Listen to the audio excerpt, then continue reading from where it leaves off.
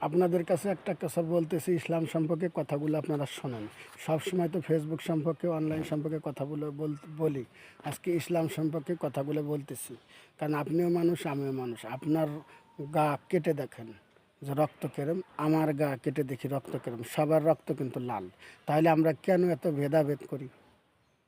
আমরা মুসলমান কেন ভেদাভেদ করি? খ্রিস্টান, হিন্দু, নাসারা, বৌদ্ধ, আরও অন্য অন্য জাতি আছে, এরা কেন ভেদাভেদ করি? সবাইকেই তো আমার আল্লাহ সৃষ্টি করছে, ঠিক কিনা? সবাইকেই আমার আল্লাহ সৃষ্টি করছে, তাহলে আমরা কেন ভেদাভেদ করি? এই যে রমজান মাস আছে, আইছে সিয়াম সাধনার মাস, মাহে রমজান মাস।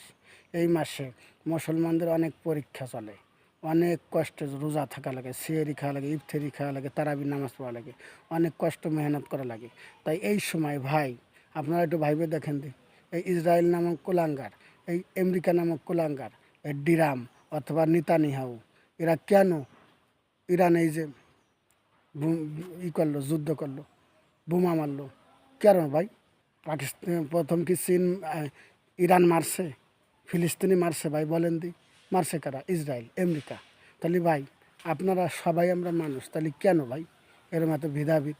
কেন এরম বোমা মারা, এরম সাধারণ জনগণের ক্ষতি করা? শুনতেছি শুনতেছি যে ইরানের যে ইসলামী ধর্মীয় নেতা আয়াতুল্লাহ খামেনি, সে বলে জীবিত নাই, তার খোঁজ পাওয়া যাচ্ছে না।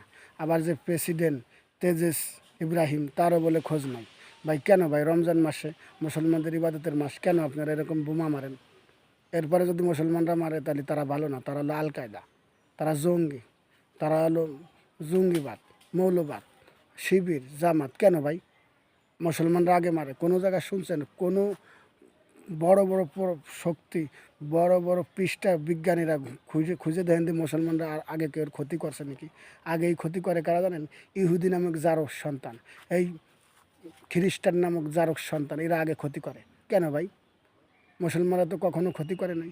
তাহলে এই যে ইরানে কেন যুদ্ধ করলেন, বোমা মারলেন রমজান মাসে? তারা মিটিং করতেছে, সেখানে বোমা মারলেন কেন? এই ইসরায়েল নামক জারক সন্তান, এই আমেরিকা নামক জারক সন্তান, ওই ডিরাম জাউরে, ওই নেতানিয়াহু জাউরে কেন মারলেন বোমা? মুসলমানরা কখনো আগে ক্ষতি করছে? তাহলে এই রমজান মাসে আপনারা কেন বোমা মারলেন? তাই ভাই, আমরা সবাই হুঁশ হয়ে থাকি। খ্রিস্টানরা, হিন্দুরা, বৌদ্ধরা, নাসারারা আমাদের বন্ধু না, এরা সব আমাদের শত্রু। এরা আমরা একই মানুষ, রক্ত মাংস তৈরি মানুষ হলিকা, এরা আমাদের শত্রু পাবে, কখনো বন্ধু পাবে না। দেখেন ওই যে আবার পাকিস্তান আফগানিস্তানে লাগাই দিছে, ওখানে আবার সালাম জানাইতেছে, ধন্যবাদ জানাইতেছে ডিরাম, যে পাকিস্তান ঠিক করতেছে। এর কারণ কি জানেন? পাকিস্তান একটা ভালো শক্তিশালী রাষ্ট্র, যদি আফগানিস্তানের সাথে লাগাই দিয়ে রাখে তাহলে তো ইরানকে সাপোর্ট করতে পারবে না, কারণ তাকে এই যুদ্ধ কী বেরেন দেখছেন, কি বেরেন নিয়ে চলে।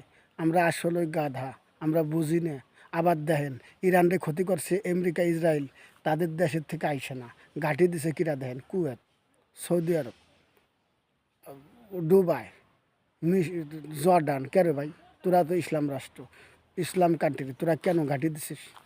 জানিস না আজকে ইরানরে খাবে, কালকে তোরে খাবে? তুই ভাবছিস কি তোরে ছেড়ে দেবে? কখনো ছাড়বে না, কালকে তোরে ধরবে।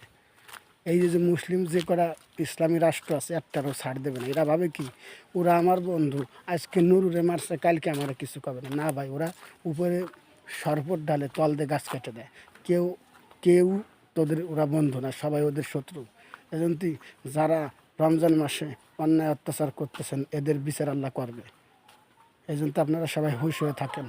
আর ইরানের জন্য বেশি বেশি করে দোয়া করেন, ফিলিস্তিনের জন্য বেশি বেশি করে দোয়া করুন, কারণ এরা কখনো আগে ক্ষতি করে না, মুসলমান কখনো আগে আঘাত করে না।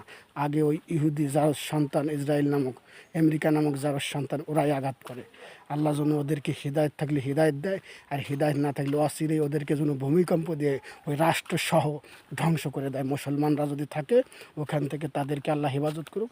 আর বাদ ভাই সব ইহুদি, নাসারা, খ্রিস্টান, বৌদ্ধ সব যেন আল্লাহ গায়বী মদত দিয়ে ওদেরকে ধ্বংস করে দেয়। এই রমজান মাসে আমি রোজা থেকে বর দিয়ে দিলাম, আল্লাহ তুমি কবুল করো। যদি ভিডিওটা ভালো লাগে অবশ্যই লাইক, শেয়ার, কমেন্টস করে পাশে থাকবেন। ধন্যবাদ। আমিন।